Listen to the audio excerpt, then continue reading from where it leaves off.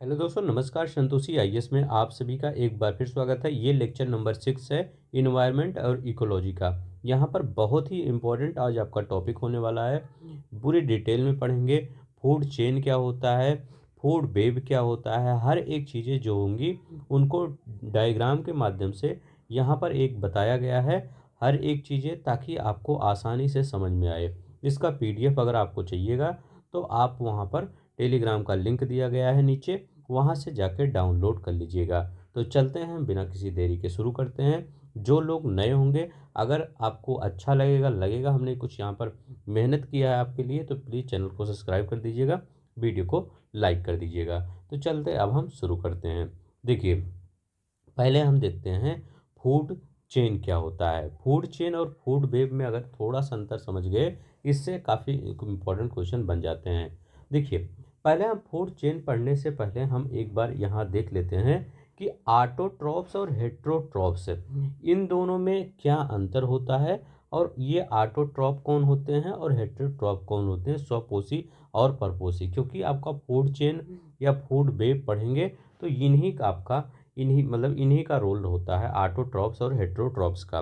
देखिए, ऑटोट्रॉफ्स क्या होते हैं। ऑटोट्रॉफ्स में वो पेड़ पौधे आते हैं, जैसे कोई भी पेड़ पौधा हुआ, ठीक है, वो सभी आते हैं जो अपना भोजन खुद बनाते हैं, जो किसी पर निर्भर नहीं रहते हैं। जैसे आप कह सकते हैं कि मनुष्य हुआ, कोई जानवर हुआ, वो अपने भोजन के लिए दूसरों पर निर्भर रहता है। लेकिन जो पेड़ पौधे होते हैं, वो सूर्य की रोशनी से और नीचे से आपका जल लेकर वो अपना भोजन बना लेते हैं। कौन सा? क्लोरोफिल की सहायता से। तो ये कौन से होते हैं?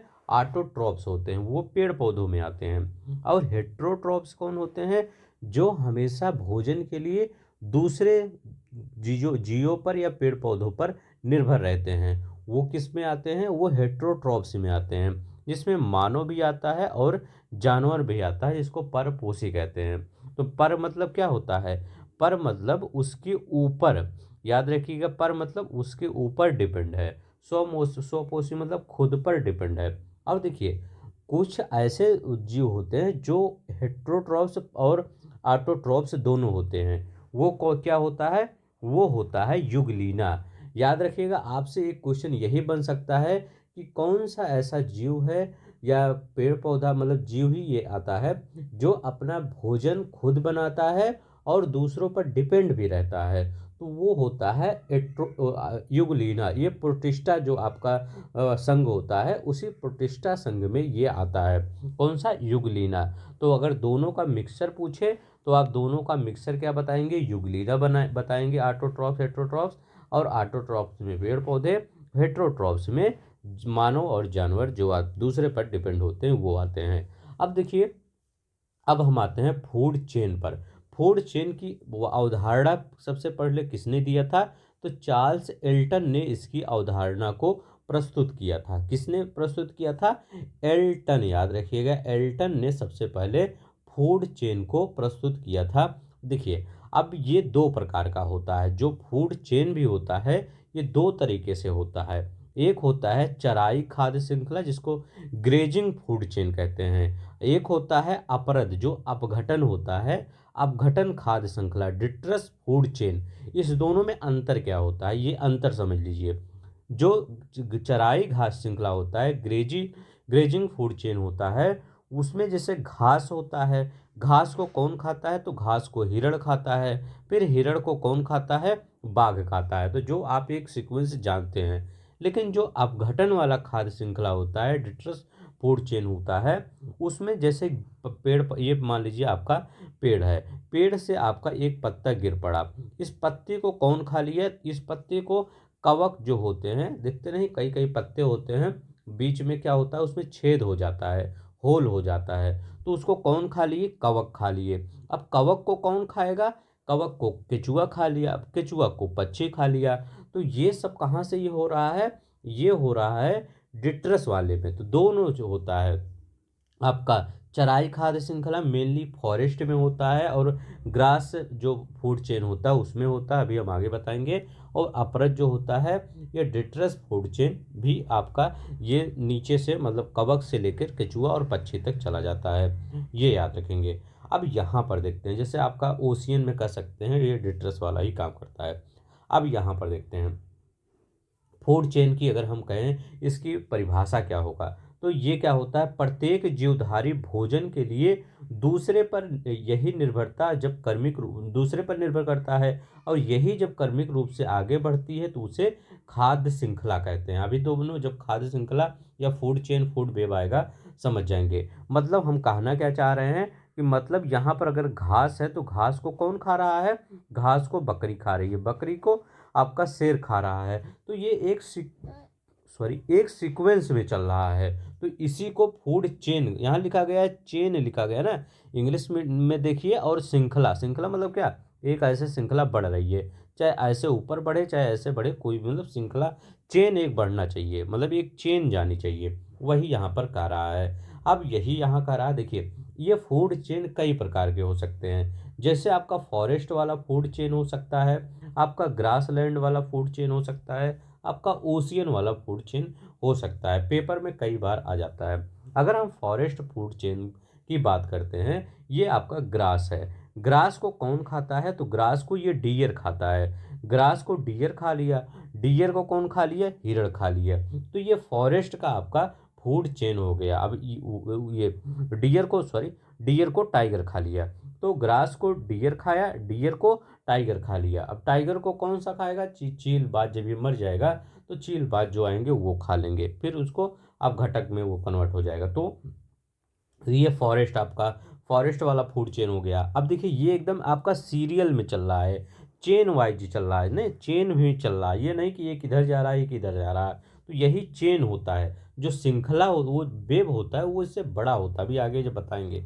अब यहाँ पर देखते हैं, हम यहाँ बात करते हैं कि ये ओशियन फूड चेन होता है। देखिए हमने पिछले वीडियो में बताया था कि एक फाइटोप्लैंक्टन होता है, एक जो प्लैंक्टन होता है। जो फाइटोप्लैंक्टन, पिछला वीडियो अब जो लोग नहीं देखे हैं प्लीज़ देख लीजिए। जो फाइटोप्लैंक्टन होता है वो क्या कहता है, वो पादप वर्ग में आता है। फाइटो मतलब पादप वर्ग में आता है। जो प्लैंक्टन होता है ये जीव वर्ग में आता है। तो जो फाइटोप्लैंक्टन को कौन खाता है, तो ये सबसे निचले स्तर पर होता है समुद्र में। फाइटोप्लैंक्टन को कौन खाता है, जो प्लैंक्टन खाता है। जो प्लैंक्टन सबसे छोटे जीवाणु होते हैं। जो प्लैंक्टन के बाद इनको कौन खाता है, फिर जो प्लैंक्टन को कौन खाता है, फिश, जो सबसे छोटे मछलियाँ होती हैं वो खाती हैं। अब इन्हीं छोटी मछलियों को उससे जो बड़ी मछली होती है वो खा लेती है। अब उससे बड़ी मछली को जो कौन खाता है, तो उसको बड़ी मछली को, एकदम बड़ी मछली जैसे शार्क व्हेल आता है वो खाता है। बस ये ऐसे ही आपका चलता रहता है। यहाँ पर क्या क्या हमने कहा कि प्लैंक्टन को, जिसको फाइटोप्लैंक्टन कहते हैं, उसको जो प्लैंक्टन खाता है। जो प्लैंक्टन को फ्रेश मतलब छोटी एकदम मछलियाँ और भी छोटी उससे, फिर उससे भी बड़ी, फिर उससे भी बड़ी, ऐसे ही खाते रहते हैं। तो ये याद रखेंगे। यहाँ पर कोई और जानवर भी ले सकते हैं, हमने मछली भी लिया है, कछुआ और कोई भी जानवर जो होते हैं उनको भी ले सकते हैं, लेकिन मछली से हमने एग्जाम्पल बता दिया। अब यहाँ पर देखिए ग्रास लैंड फूड चेन, ये जो फॉरेस्ट फूड चेन है इसी टाइप का होता है ग्रास लैंड फूड चेन। ये भी देखिए ग्रास को कौन खाता है, ग्रास को ग्रास हॉपर खाता है। अब ग्रास क्या है, प्रोड्यूसर है, जिसको हमने आगे ही बताया है कि ये क्या होता है, ऑटोट्रॉप्स होता है। ग्रास क्या है, ऑटोट्रॉप्स, अपना भोजन सूर्य की किरणों से खुद ही बना लेता है। अब यहाँ पर देखिए ग्रॉस हॉपर हो गया। यहाँ पर ये प्राइमरी कंज्यूमर, कंज्यूमर क्या होता है, देखिए कंज्यूमर वो होता है जो अपने भोजन के लिए दूसरों पर डिपेंड, मतलब दूसरों पर, उपभोक्ता जिसको कहते हैं ना, ये जैसे आप सामान खरीदने जाते हैं कंज्यूमर फोरम होता होगा, ठीक है। एक जैसे मार्केट वोटकेट में देखते हैं कंज्यूमर फोरम होता है, ठीक है। तो कंज्यूमर मतलब वही जो कंज्यूम करता है, खुद नहीं दूसरों से लेकर कंज्यूम कर रहा है। तो ग्रास हॉपर क्या होगा, प्राइमरी कंज्यूमर हो गया। अब ये भी कंज्यूमर में आएगा। ये जो मेढक है इस किसको खा रहा है, ये ग्रास हॉपर को खा रहा है। ये अपना जीभ निकाल के नहीं खाता, देखते हैं कई कई आप डिस्कवरी चैनल में कई और जगह देखे होंगे। तो ये ग्रास हॉपर किसको खा रहा है, ये फ्रॉग, मतलब ग्रास हॉपर को कौन खा रहा है, फ्रॉग खा रहा है। इसको सेकेंडरी कंज्यूमर में भी कई पार्ट आ जाते हैं। तो देखिए प्राइमरी प्रोड्यूसर में तो एक ही आता है आपका, मतलब पेड़ पौधे ही होंगे और तो कुछ हो नहीं सकता। उसके बाद अगर कंज्यूमर में देखते हैं तो उसमें भी 3 पार्ट में डिवाइड होते हैं, primary consumer, secondary consumer, tertiary consumer. तो ये सेकेंडरी कंज्यूमर में आपका फ्रॉग आ जाता है। तो ये भी कई कई बार पूछा जाता है कि जो मेढक होता है वो किस श्रेणी में आ जाता है, तो वो दूसरे में आएगा, क्योंकि मेढक से पहले भी जो आपका ग्रॉस हॉपर होता है वो घास खा लिया होता है। तो उसमें पहले वो मतलब जो आपका डायरेक्ट मेढक घास नहीं खाता, ये इसी कीड़े को खाता है। इसके बाद आपका टर्सरी कंज्यूमर हो जाता है, आपका स्नेक जो होता है आपका टर्सरी कंज्यूमर हो जाता है। तो कभी ऐसे ये तो चेंज होते रहते हैं, कभी कभी यही सेकेंडरी बन जाता है, ये डायरेक्ट इसको खा लेता है, मतलब ये ग्रॉस हॉपर को खा लेता है। मतलब अगर ये बड़ा है, कई बड़े मतलब कीड़े होते हैं जिसको सांप ही खा लेता है, तो ऐसे होता है, ये चेंज होता रहता है। अब देखिए ये क्या है, अपेक्स, ये मतलब सबसे ज़्यादा मतलब ये मतलब सबसे ऊंचा वाला सर्वाहारी ये होगा, ठीक है। तो याद रखिएगा वो सॉरी सर्वाहारी नहीं, मतलब सबसे उच्च स्तर का मांसाहारी होगा, ठीक है। तो ये क्या होता है, ये जो ये क्या का बाज होता है, ठीक है। तो बाज याद रखिएगा। इसके बाद बाज को कौन खाता है, तो ये बैक्टीरिया और फंगी ये खा ले, क्योंकि इनको भी खाने वाले कुछ तो हैं। तो बैक्टीरिया और फंगी ये किसको खा लेते हैं, बाज को, हर चीज़ सबको खाता है, ठीक है। अब यहाँ पर एक क्वेश्चन पूछा गया था कि ओशियन फूड चेन के बारे में पूछा गया था। तो डायटम जो स्वपोषी में आते हैं, उसके बाद क्रस्टेशियाई जो शाकाहारी में आते हैं, शाकाहारी कंज्यूमर होते हैं, उपभोक्ता होते हैं। इसके बाद हेरिंग मांसाहारी उपभोक्ता होते हैं। ये क्वेश्चन एक बार पूछ लिया गया था कि समुद्र का जो ओशियन फूड चेन है, मतलब 3-4 आपको दे दिए गए थे कि बताइए इसमें कौन सा। तो इसमें देखिए थोड़ा सा टफ है ना। तो हेरिंग, क्रिस्टेशियाई और डायटम। तो डायटम सबसे नीचे रखिएगा, जो कि जैसे आप जंगल में देखते होंगे पेड़ पौधे, वैसे ये भी होता है। पेड़ डायटम स्वपोषी होता है, क्रिस्टेशियाई और हेरिंग, तो ये याद रखिएगा, ठीक है, पूछ सकता है कभी। अब देखिए वही हम पूछ बता रहे थे कि जैविक घटक जो आपका प्रोड्यूसर होता है, उत्पादक होता है, वो ऑटोट्रॉप्स होता है, जो हमने ऊपर बताया, वो जो अपना भोजन स्वयं निर्मित करने में सक्षम होते हैं। पर्णहरित धारण करने वाले, क्लोरोफिल धारण करने वाले पादप नीलहरित शैवाल। तो मतलब इसमें जो नीलहरित शैवाल भी तो आते हैं, अपना भोजन स्वयं बनाते हैं। तो आपका जो पेड़ पौधे होते हैं और नीलहरित शैवाल जो अपना भोजन स्वयं विकसित करते हैं, वो क्या कहलाते हैं, स्वपोषी उत्पादक कहलाते हैं। इसके बाद कंज्यूमर होते हैं। इसमें प्राथमिक उपभोक्ता क्या होता है, बकरी, गाय, हिरण, खरगोश, ये सब घास फूस नहीं खाते, तो ये प्राथमिक हो गए। द्वितीय कौन हो गए, जैसे बिल्ली, बाघ, चीता, चील आदि, ये द्वितीयक हो गए, क्योंकि ये मतलब ये बिल्ली क्या करती करती है, ये जो ये मतलब ये खरगोश हुआ, ये सब चीता हुआ, ये हिरण को, तो ये इनको खा रहा है और ये इनको खा रहा है, बस।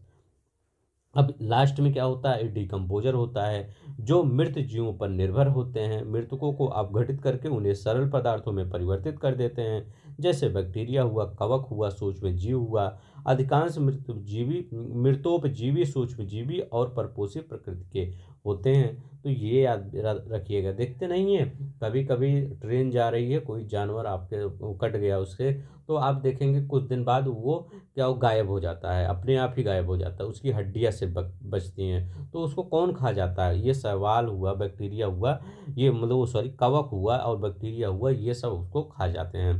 तो यही अपघटक श्रेणी में आते हैं, ठीक है। तो ये तो तीनों आपको आगे ही बताए थे। अब यहाँ पर देखते हैं कुछ इंपॉर्टेंट फैक्ट, देखते हैं कि क्या है। आहार श्रृंखलाएं अधिकतर क्या होती हैं, जैसे हम करें फूड चेन क्या होता है, तो ये कर्मिक होता है, क्रम से चलने वाली होती हैं, ये याद रखेंगे। विभिन्न वर्गों के जीव परस्पर संबंधित होते हैं जीव आहार के माध्यम से, मतलब शेर बकरी पर डिपेंड है और बकरी घास पर डिपेंड है, तो उसी को आहार के माध्यम से, फूड के माध्यम से एक दूसरे पर डिपेंड रहते हैं। ये मत सोचिएगा किसी की जनसंख्या ज़्यादा कर दिया जाए, किसी की जनसंख्या कम कर दिया जाए। अगर देखते नहीं हैं आप, गवर्नमेंट चीता को बचाने के लिए, शेर को बचाने के लिए या किसी और जानवर को बचाने के लिए कई इनिशिएटिव लगा लाती है। आप सोच रहे होंगे इनको बहुत ज़्यादा क्यों न कर दिया जाए इंडिया में, तो वो भी प्रॉब्लम होगी, क्योंकि अगर शेर बहुत ज़्यादा हो जाएंगे, चीता बहुत ज़्यादा हो जाएंगे, तो कोई और जो जानवर है वो नहीं बचेगा। तो फिर वो जिसका आपका नेचर का जो बैलेंस है वो बिगड़ जाएगा। इसीलिए नेचर ने वो अपने अकॉर्डिंग सभी चीज़ों को एक मतलब उसमें रखा है कि कोई इससे ज़्यादा ना हो पाए, ठीक है। खाद्य श्रृंखला प्रत्येक सोपान कहलाता है तो पोषण स्तर कहलाता है। मतलब एक पोषण स्तर से दूसरे पोषण स्तर, तीसरे पोषण स्तर, चौथे पोषण स्तर, वही जो एक खाद्य श्रृंखला से दूसरे में जाता है वही पोषण स्तर कहलाता है। अब क्या कहते हैं, खाद्य श्रृंखला में पोषण स्तरों सोपान की कड़ियों की संख्या सीमित 4 से 5 तक होती है। मतलब ये इसमें इनका कहने का ये मतलब है कि जो कड़ियों की मतलब चेन होता है वो कितने तक हो सकता है। तो चेन 4 भी हो सकता है, 5 भी हो सकता है। अब जैसे यहाँ पर आप देखेंगे, यहाँ पर कितना चेन है, 1 2 3 4 5 चेन है। यहाँ पर आप देख लेंगे 5 चेन हो जाएगा, 5 के 6 चेन हो जाएगा। अब यहाँ पर देखिए 3 चेन हो गया, यहाँ पर भी 4 लगभग चेन हो गया। ठीक है, तो 4 5 यहाँ भी चेन हो गया, तो 4 से 5 चेन हो सकता है, ये याद रखेंगे। ठीक है, संख्या की सीमित तो 4 से 5 तक। थाइनेमैन खाद्य कड़ियों मतलब फूड चेन जो होता है के समूहों को नाम दिया, उत्पादक दिया, अपघटक दिया, रूपांतरणकारी दिया। ऐसे सभी पौधे जो प्रकाश संश्लेषण द्वारा भोजन का निर्माण करते हैं प्राथमिक पोषण या उत्पादक कहलाते हैं, ये याद रखेंगे। अब यहाँ पर देखते हैं, जलीय परतंत्र में चराई खाद्य श्रृंखला में ऊर्जा का प्रवाह होता है अधिक होता है। जो जलीय परतंत्र होता है उसमें जो चराई का मतलब जो ग्रेजिंग वाला वो होता है, ऊर्जा का प्रवाह क्या होता है, अधिक होता है। ठीक है, ये याद रखिएगा, जलीय जलीय परतंत्र में चराई खाद्य श्रृंखला में ऊर्जा का प्रवाह क्या होता है, अधिक होता है। यहाँ कर रहा है हरे रंग के लवक जो होते हैं, जिसको क्लोरोफिल आप बोलते हैं, की सहायता से प्रकाश संश्लेषण करते हैं। तो कौन यह क्लोरोफिल की सहायता से प्रकाश संश्लेषण करते हैं, तो ये पौधे ही करते हैं। अब यहाँ नीचे करा कि समुद्री खाद्य श्रृंखला में फाइटोप्लैंक्टन पादप प्लॉग, जैसे आप समुद्र में देखेंगे फाइटोप्लैंक्टन होते हैं जो सबसे निचले स्तर पर होते हैं, जो क्या कहलाते हैं, उत्पादक ऑटोट्रोप्स कहलाते हैं। तो ये उत्पादक होते हैं, ये प्राथमिक उत्पादक होते हैं, याद रखेंगे, जो अपना भोजन स्वयं बनाते हैं। पृथ्वी के वायुमंडल में उपस्थित ऑक्सीजन की अधिकांश मात्रा के लिए उत्तरदायी है फाइटोप्लैंक्टन। फाइटोप्लैंक्टन को कौन खाता है, जू प्लैंक्टन खाते हैं। फिर जू प्लैंक्टन से मछलियाँ आगे बढ़ती रहती हैं, मछलियाँ खाती हैं, बड़ी मछलियाँ, ऐसे बढ़ता रहता है। जो अपघटक होते हैं, डिकम्पोजर होते हैं, और उपभोक्ता दोनों की श्रेणी से संबंधित वाला जीव कौन सा है, चींटी होता है। वो क्या करता है, अपघटक का भी कार्य कर देता है और उपभोक्ता कंज्यूमर का भी कार्य कर देता है। देखिए चींटियाँ कई कई होती हैं, कई जो सड़े गले होते हैं उनको पूरा तरह से ख़त्म कर देता है, और दूसरों पर डिपेंड भी चींटियाँ रहती है। जैसे क्या होता है, चीनी कहीं डाल दीजिए चींटियाँ खा लेती हैं। ठीक है, तो ये याद रखिएगा, आप आटा डाल दीजिए चींटियाँ खा लेती, तो उपभोक्ता है दूसरों से, हम सबसे मिल रहा है चींटियों को। तो अपघटक और उपभोक्ता दोनों की श्रेणियों से संबंधित कौन होता है, चींटी होता है, ये याद रखेंगे। अच्छा क्वेश्चन है ये।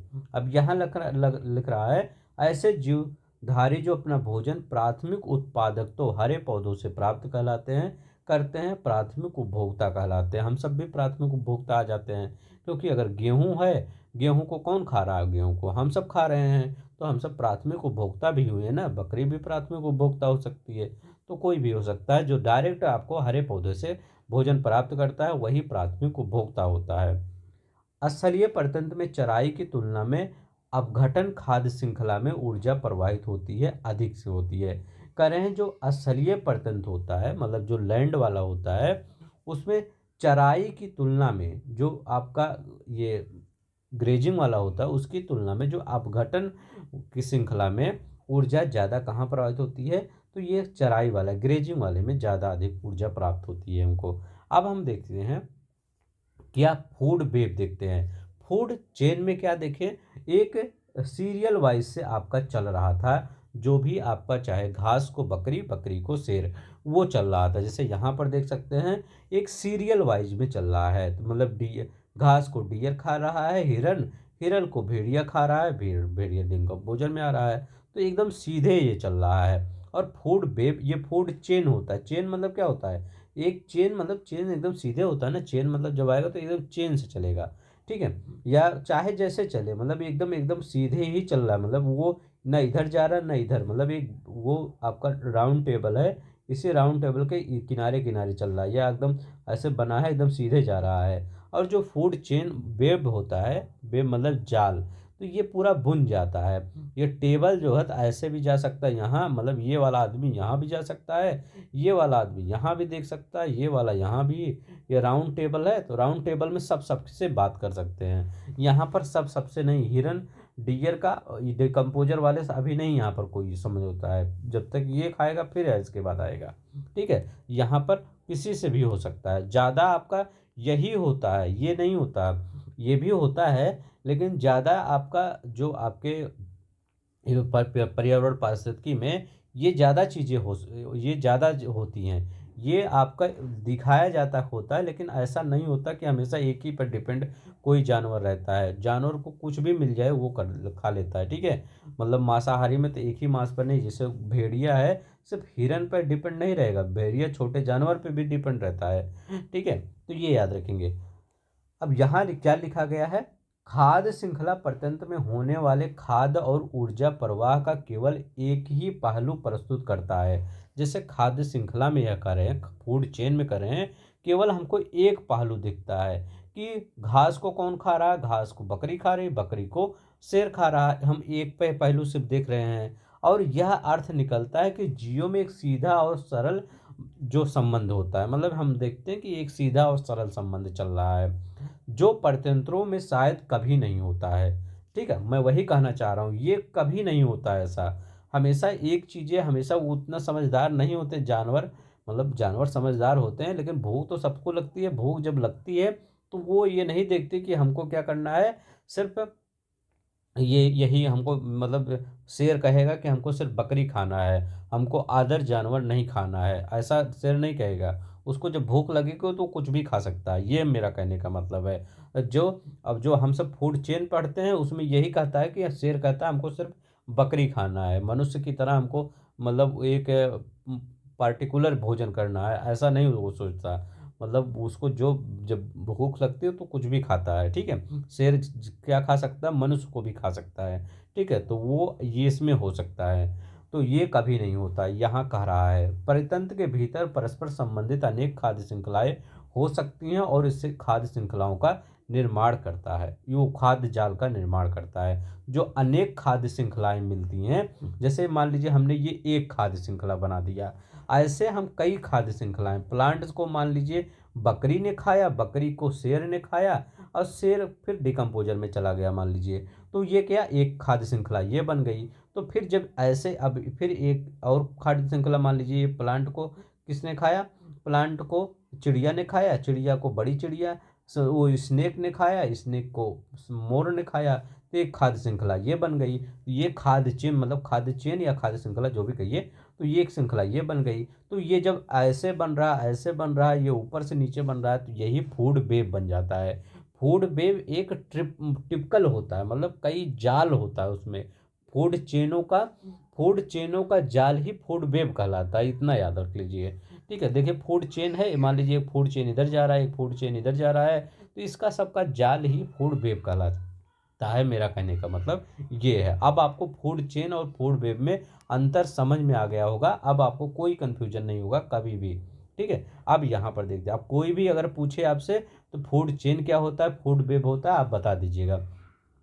अब यहाँ पर देखते हैं, ये देखिए यहाँ पर देख ही सकते हैं, ग्रॉस हॉपर को कौन खा रहा है, एक बार तो आपका गिलहरी खा रही है, गिलहरी को कौन खा रहा है, ईगल खा रहा है। एक बार ग्रास हॉपर को कौन खा रहा है, ग्रास हॉपर को बर्ड खा रही है, बर्ड को तो ये लोमड़ी खा रही है, लेकिन नीचे से प्लांट से जा रहा ग्रास हॉपर, ये देखिए ये तो कैसे भी फूड वेब मतलब बन सकता है। अब यहाँ पर हम अगर बात करते हैं कि ट्रॉपिक लेवल जो होता है, जो पोषण स्तर होता है, उसमें अगर आप कहेंगे कि मानव पंचम में आता है, तो ये गलत है। मानव मानव का मैं एग्जांपल लिया हूँ, कुछ भी आप ले सकते हैं, तो वो ये नहीं कर सकते वो सिर्फ पंचम में आता है, वो डिपेंड करता है कहाँ से वो खाना स्टार्ट कर रहा है। जैसे अगर हम एक एग्जांपल लेते हैं, प्रथम अगर देखते हैं तो फर्स्ट ट्रॉपिक लेवल पे अगर गेहूं हम रखते हैं, तो गेहूं को कौन खाता है, चूहा खाता है। आपके घर में गेहूं पड़ा रहता है, एक दो बोरी चूहा तो उसको मतलब खा ही जाता है, मतलब एक दो बोरी नहीं, मतलब उसको जितना वो है, अगर काफ़ी दिन तक है तो खा ही जाता है। ठीक है, चूहा,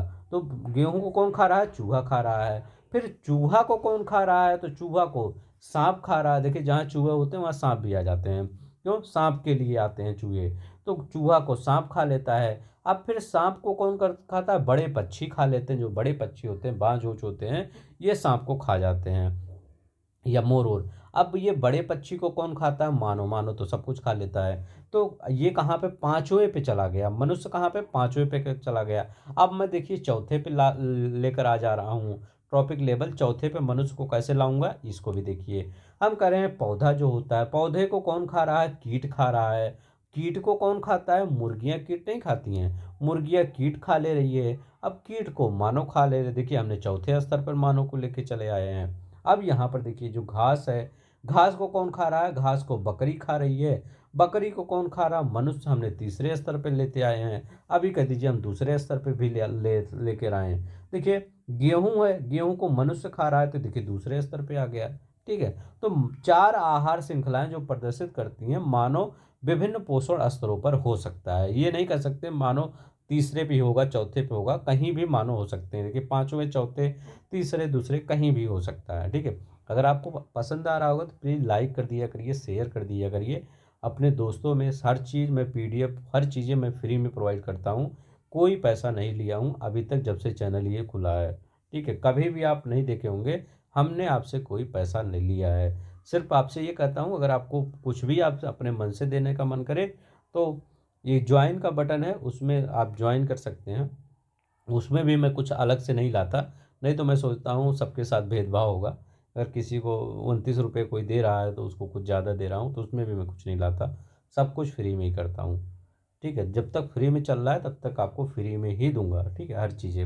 अब मैं कह रहा हूँ कि फूड चेन और फूड वेब में अंतर क्या होता है। सिर्फ आपसे एक ही रिक्वेस्ट रहती है कि आप सब शेयर कर दिया करिए चैनल को, ताकि बहुत से बच्चों को पता चले। कई बच्चों मैसेज करते हैं कि सर हमको पता ही नहीं चलता, ठीक है, कि इतना अच्छा पढ़ाया जाता है। तो मुझे कभी भी तब मुझे अफ़सोस होता है कि शायद इन बच्चों के पास नहीं पहुंच पाया। ठीक है। तो चलते हैं, अब यहाँ पर देखते हैं। हाँ, आप सब कमेंट भी किया करिए कि कैसा आपको चाहिए, कैसा आपको और भी सुधार करना हमको, तो ये सब भी बता दिया करिए। ठीक है। अब यहाँ पर क्या लिखा है? परतंत्र में एक पोषण स्तर से दूसरे पोषण स्तर में भोज्य पदार्थों का हस्तांतरण होता है, वो क्या कहता है? फूड चेन कहलाता है। विभिन्न परतंत्रों में खाद्य श्रृंखलाओं का परस्पर संयोजन होता है, वो क्या कहलाता है? खाद्य जाल कहलाता है। तो अभी हमने बताया ये ऊर्जा। अब देखिए ये बहुत इंपॉर्टेंट है, ये वर्ड आप याद रखिएगा। यही पूछता है बार बार कि फूड वेब, फूड चेन में ऊर्जा का हस्तांतरण कैसे होता है? कई दिशाओं में होता है कि एक दिशा में होता है? देखिए ऊर्जा का जो प्रवाह होता है एक दिशा में होता है। यहाँ क्या होता है? ऊर्जा का प्रवाह एक दिशा में तो होता है, लेकिन विभिन्न पथों से होकर गुजर सकता है। ठीक है। तो अभी हमने क्या निष्कर्ष निकाला कि ऊर्जा का प्रवाह क्या होता है? एक दिशा में तो होता है, यहाँ भी एक दिशा में, यहाँ भी, लेकिन ये कई वे से होकर गुजर सकता है, कई रास्तों से होकर ऊर्जा मिल सकती है। तो ये भी याद रखेंगे, ऊर्जा का प्रवाह एक दिशा में होता है फूड चेन में, फूड वेब में, ये याद रखेंगे। अब यहाँ पर देखिए, इसमें उत्पादक हुआ विभिन्न श्रेणियों के उपभोक्ता अपघटक आते हैं। मतलब इसमें कई उत्पादक, अपघटक विभिन्न श्रेणियों के आ सकते हैं। इसमें समुदाय के उपभोक्ता और अपघटक शामिल होते हैं। जैसे इसमें पूरा समुदाय ही आता है। मान लीजिए यहाँ पर एक शेर वाला समुदाय आ गया, भेड़िया वाला, गैंडा वाला समुदाय आ गया, वो ले लिया जाता है। तो ठीक है। तो यहाँ पर मतलब बड़ी मात्रा में लिया जाता है या छोटी में। ठीक है, तो ये याद रखिएगा। अब यहाँ पर देखिए एनर्जी फ्लो क्या होता है। एनर्जी फ्लो से भी क्वेश्चन कई बन जाते हैं। जैसे कह रहा है ऊर्जा प्रवाह। ऊर्जा प्रवाह क्या है? देखिए ऊर्जा प्रवाह एक पारिस्थितिक तंत्र के भीतर जीवित प्राणियों के भीतर ऊर्जा का निरंतर और एक दिशात्मक प्रवाह है। ऊर्जा का प्रवाह कैसे हो रहा है? एक दिशात्मक प्रवाह है। ये याद रखिएगा। अभी हमने ऊपर ही बताया कि एक दिशा में प्रवाह हो रहा है ऊर्जा का, ये वहाँ पर। अब यहाँ पर क्या लिख रहा है? यहाँ पर लिख रहा है ऊष्मा, जो ये थर्मोडायनेमिक्स क्या है, इसका दो नियम है। अगर आपसे फिजिक्स में भी कोई पूछे, चाहे यहाँ पूछे चाहे जहाँ पूछे, थर्मोडायनेमिक्स के दो नियम आप बताइए। कौन सा होता है थर्मोडायनेमिक्स का पहला नियम?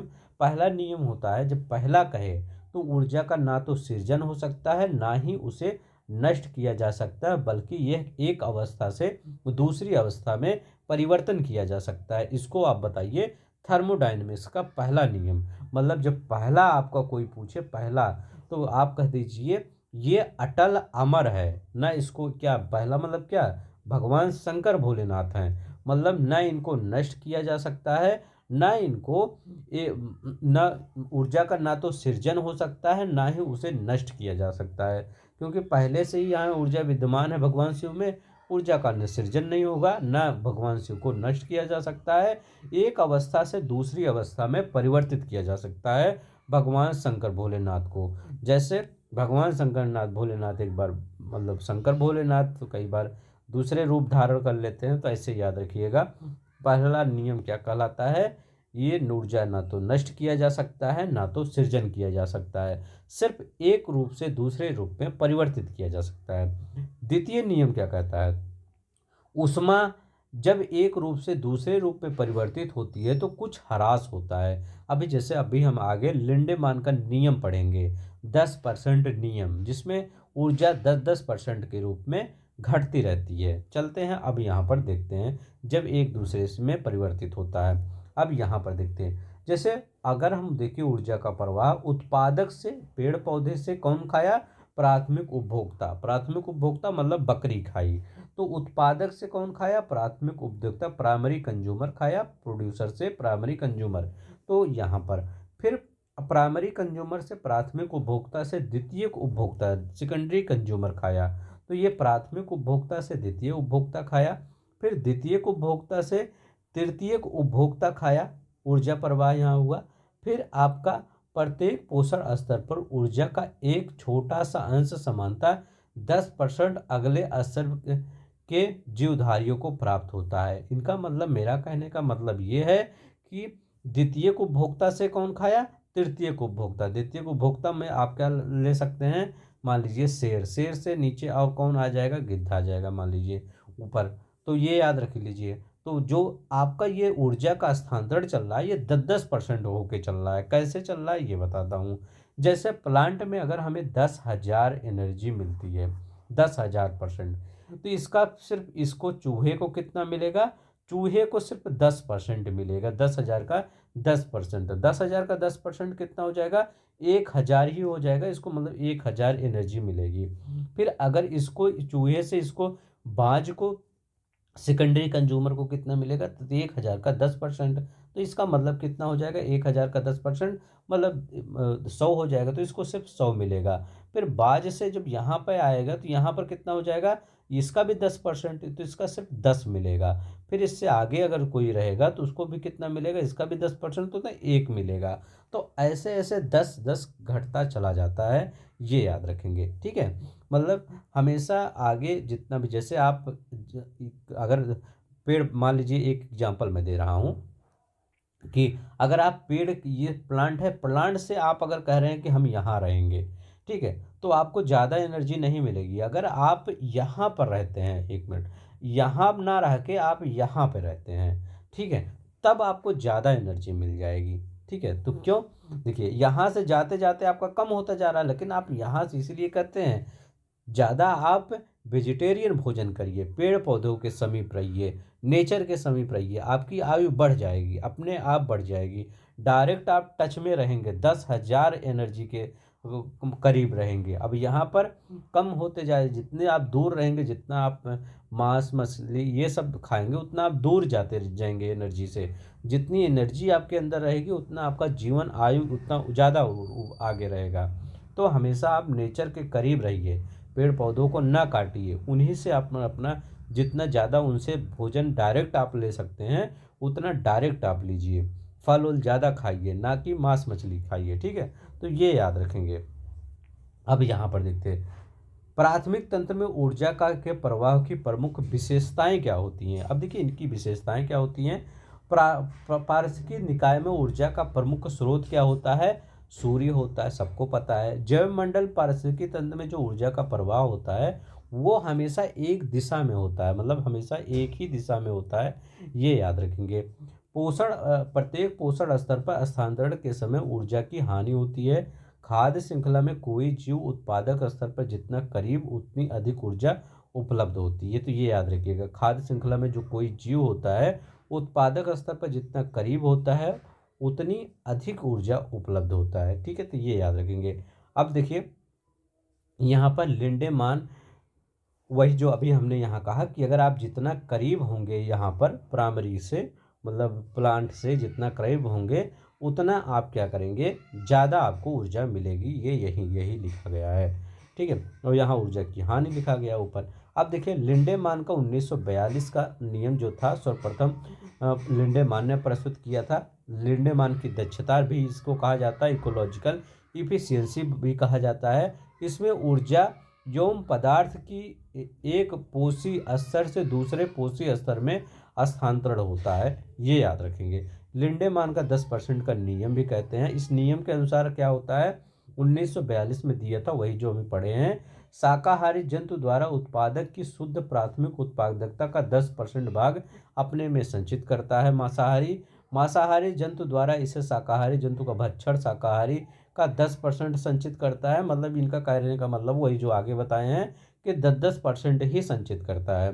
पर जैसे खाद्य कड़ी के प्रत्येक स्तर पर प्रथम द्वितीय और तृतीय एवं सर्वश्रेष्ठ श्रेणी पर उपभोक्ता द्वारा केवल 10% संचित ऊर्जा अपने शरीर भार में रूपांतरण करता है, ये याद रखेंगे। अच्छा एक चीज़ ये बताइए, हमने कहा है कि अगर खाना आप डायरेक्ट नहीं पौधे से खा रहे हैं, तो मतलब चाहे जैसे खाइए, 10% ही जा रहा है, ठीक है। मतलब एक प्राइमरी से सेकेंडरी, सेकेंडरी से टर्सरी, और ये सब 1% में ही जा रहा है, वो मतलब सॉरी 10% में ही जा रहा है। तो ये जो 10% में जा रहा है, क्या अगर आप मान लीजिए कोई जहरीली चीज़ें है, ठीक है, टॉक्सिक चीज़ें है, तो क्या वो जैसे ये घट रहा है, आपका ऊर्जा 10% जा रहा है, वैसे क्या आपकी जहरीली चीज़ें भी 10-10% मतलब कम होती जाएगी? नहीं, ये जो जहरीली चीज़ें होती है वो ज़्यादा मात्रा में जाती हैं, ठीक है। तो ये याद रखेंगे। जैसे आप क्या कहते हैं, देखते हैं ऑक्सीटोसिन एक हार्मोन होता है, क्या होता है वो, मतलब ये कि वो इंजेक्शन होता है, वो क्या दिया जाता है, जानवरों को दिया जाता है। ऐसा लोग करते हैं जो कि बहुत गलत होता है। वो जानवरों को ऐसे इसलिए देते हैं क्योंकि ज़्यादा दूध उनसे निकले, ठीक है। तो क्या होता है, जो उसको बैन कर दिया गया है अभी इंडिया में, लेकिन काफ़ी लोग उसको चोरी छिपे ये सब करते रहते हैं, ठीक है। तो ये है, अब उससे क्या होता है, वो क्या होता है, जानवरों के जो शरीर में तो चला जाता है, लेकिन उस जो जानवरों के शरीर में चला जाता है, फिर वो जानवर तो नहीं मरता है, उसको तो मतलब उसको जो जानवर जो होता है उसको तो उस समय पीड़ा तो होती है जब उसको लगाया जाता है, लेकिन उसके शरीर में जब वो फैल जाता है, फिर जो ये जानवर मर जाता है, उससे जो गिद्ध क्या होते हैं, ये मतलब चाहे जो डिकम्पोजर, मतलब ये ऊपरी श्रेणी के गिद्ध होते हैं, जब ये आपको उसको खाते हैं वो विलुप्त हो रहे हैं। तो देखिए आप ये जो गिद्ध हो रहे हैं ये विलुप्त होने की कगार पे जा रहे हैं, कई जगह तो पूरी तरह से विलुप्त हो गए हैं। तो याद रखेंगे, जो जहरीले चीज़ें होती है वो बढ़ती हैं आगे जाते जाते, जैसे डीडीटी है, ठीक है, वो आगे जिससे जैसे बढ़ रही है, डीडीटी नहीं डाला जाता खेत में, वो बढ़ रही थी, वो बढ़ती जाती हैं, और जो ऊर्जा होता है वो घटता जाता है, ये याद रखेंगे, ठीक है। तो जो जहरीली चीज़ें होती हैं वो आगे जो जितने भी स्तर में जाती हैं वो बढ़े हुए रूप में जाती हैं, और जो ऊर्जा होती है वो घटे हुए रूप में जाती हैं आगे, ठीक है। तो बस इतना ही हमको बताना था। तो आज के लिए बस इतना ही। अगर आपको पसंद आएगा तो प्लीज़ लाइक कर दीजिएगा, शेयर कर दीजिए, क्योंकि आपका लाइक शेयर सब्सक्राइब हमारे लिए बहुत ही मायने रखता है, ठीक है। तो बस आप ये सब पीडीएफ को डाउनलोड कर लिया करिए, रिवीजन करने के लिए हर एक चीज़ें बहुत ही आसानी से समझाया जाता है। तो आज के लिए बस इतना ही। जय हिंद, जय भारत।